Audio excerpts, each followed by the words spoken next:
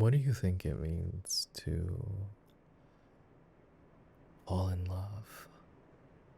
Is it magical and sparkly and like, I don't know, unicorns? Oh yeah, totally. I definitely think love is like the equivalent of a unicorn. What do you mean? What do I mean? Isn't it obvious? Love is like something magical that you don't know exists until you actually see it, and then when you do, you can't forget that they exist, and now your whole world view has changed. Love is a unicorn. Mm-hmm. Have I ever seen a unicorn? No, no, I have not. But maybe I have been in love. What about you? No, not the uni. Oh my god, are you slow? Like that's not what I meant. Okay, okay, okay. Let me be more specific because maybe it was my fault for not specifying there. I'm not asking if you saw a unicorn because obviously I don't think you did. And if you did, I wouldn't believe you. I'm asking like about the L word. What do you think about it?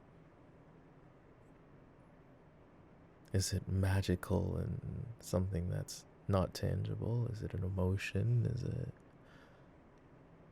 a moment? A person? A feeling? A time? What is it? I don't know. I feel like you have a lot of experience with it. I feel like you know a lot about the big L word. And perhaps enough for me to learn from and to be taught by. I don't know. It's just a thought. That would be nice, wouldn't it?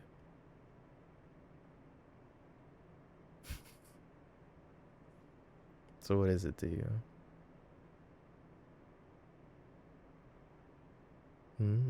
Interesting. No, I'm not judging your response.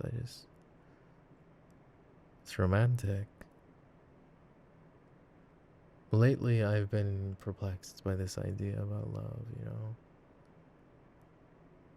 The more I think about you, the more this question just resounds in my head, and I can't come to a conclusion. Am I in love with you?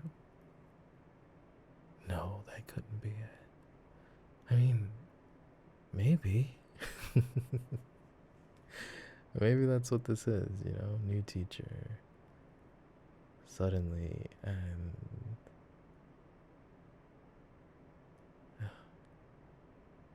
I don't know. Maybe it's just because you're new here, and we've been partnered on a lot of assignments lately, and it feels like I've grown something. But I don't know what it is, and come on, you teach philosophy, for God's sake, you should know the answer. You think my books, my literature has anything clear, concise, definitive about the question on what is love? Very funny. We'd be here reading books forever if that was the case. But your mystics and philosophers, they don't have any definitive answer. Okay, but what about you? I mean, how do you feel, dummy? God. About us. Gosh, do I have to like spell it all out? You're gonna give me a headache. Between me constantly flirting and just being a lost puppy when you're not around and just admiring you both from afar and up close like this, I can't take my eyes off of you. I can't. And I fear if this is some sort of obsession or infatuation, if it's me incorrectly defining what I think might be love. So I come to you tattered and confused. I'm not always victimizing myself. Come on. I'm a writer. We always are hyperbolic with the things we say. My point is, I come to you in earnest and with urgency, asking this question because I need to know, do I let my heart continue to fall down this path that it is whenever I see you when you walk by? Just the sound of your footsteps in the hall are enough to give me butterflies. I mean, my goodness. And then when I look at you, when I see those eyes that reflect the sun,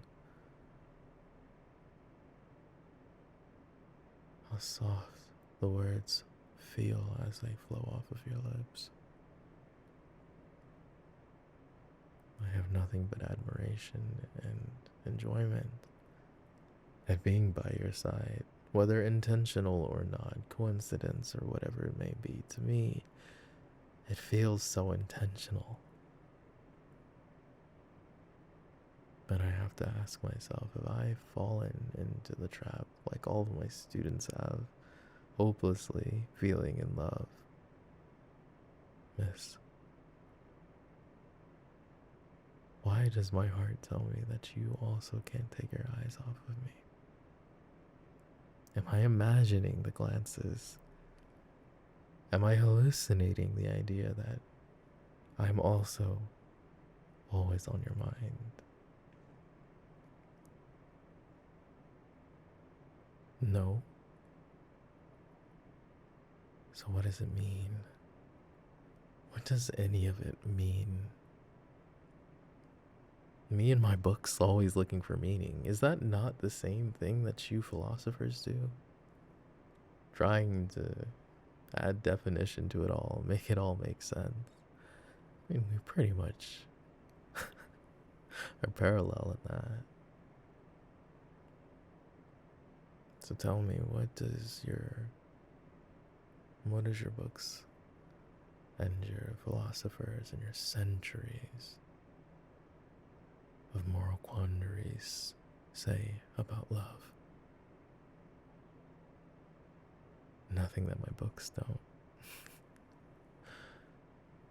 Okay, well, what I'm most curious about is you and your thoughts and your definition, because I couldn't be more clear on what I think this is and what I think I've been feeling and why I always feel so breathless when you're around. I mean, you just absorb everything in the room, and all attention, at least coming from me, is suddenly trapped and entranced, and you're so beautiful. This has to be love. It must be. It could not be infatuation. It's not so superficial because I've fallen for you as you are. Your flaws and all. That sweet giggle, that warm laugh, that beautiful smile, everything. I feel like it should be marked and designated with my initials. Yes, I'm possessive. How did you know? Was it that obvious? You don't mind. You don't mind me wanting you all to myself. Me wishing that the next story that I'm looking at, the next novel that I read, is printed with all of the memories that we will make together. That is not a lame way of asking you out, okay? It's not. It's honest. Lame or whatever, I don't care. Call it cringe. Say whatever you want. I call it beautiful and meaningful because that is true.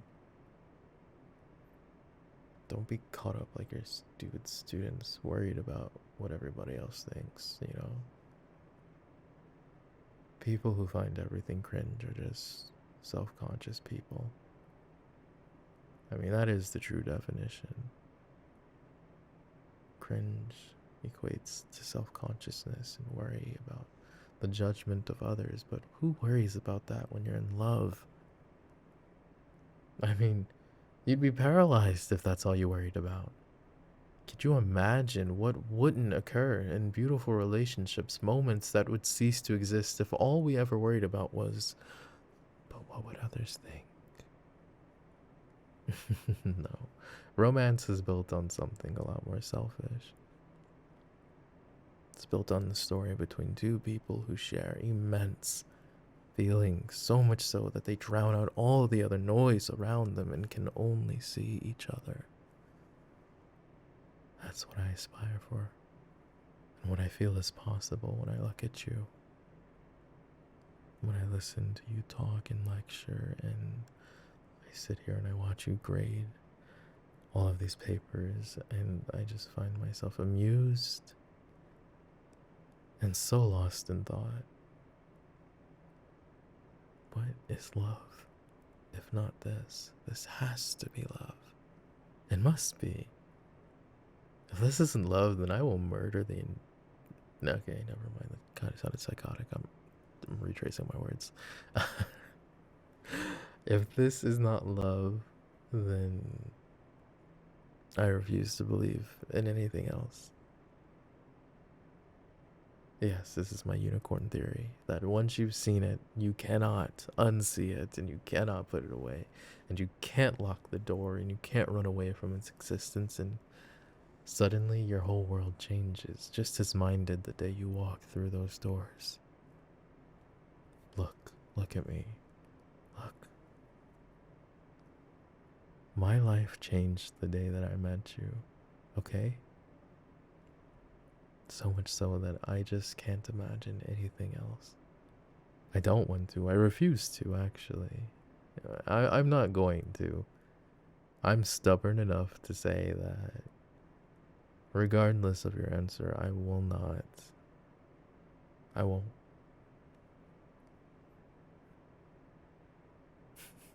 When did I become so full of you? And was that your intention all along, miss? To entrance me because, well, it's work.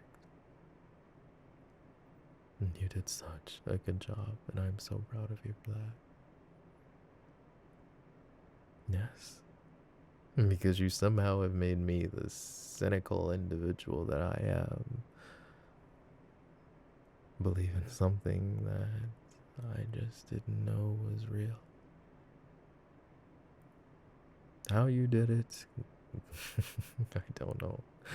But please, please, don't stop. Go out with me. No, I'm not asking. I'm telling you at this point. I'm not going to ask. Why would I? You're the deceitful one. You charmed me, so your choice was already made the moment that you tried. You don't have to say if it was your intentions. Your eyes, they told on you. They did. Oh, look at them. They're screaming, yes, I want this. Why are they saying that to me? Because I'm delusional. Okay, fine, reject me then. Tell me no. What time? So maybe my eyes aren't delusional. I see. You just don't want to admit it. It's fine. We'll have plenty of time to ponder over your intentionality of it all. Tonight, 8, we're going to a restaurant. And then I want you to first finish grading all of these papers. I'll help. That way, there's nothing else distracting you, and we can have endless conversations about, I don't know, unicorns and the endless possibilities of love.